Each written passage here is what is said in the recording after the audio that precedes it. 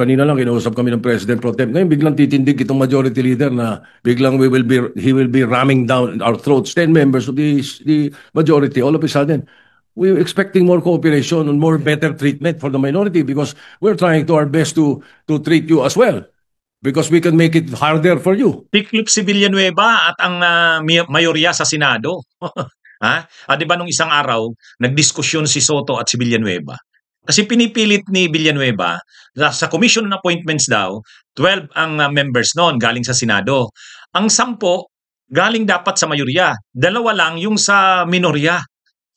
Hindi naman pumapayag si Soto kasi ang representation sa Commission on Appointments based sa political party, proportionate yan sa number ng kung ilan ang senador na galing sa isang political party.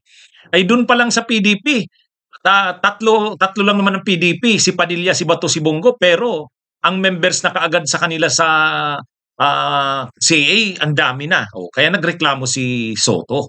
Sabi niya, wag nyo naman kaming gawing saling pusa dito. Hindi naman kami saling pusa dito. Kung gusto nyong mahirapan kayo, bahala kayo. O yun, bumigay din si Villanueva at ang mayorya. Binigyan ng 3 seats ang minorya. Nadagdag si Risa. Kaya si Loren Legarda, si Subiri at si Risa na ang members ng CA galing sa minorya. Ang galing ni Soto.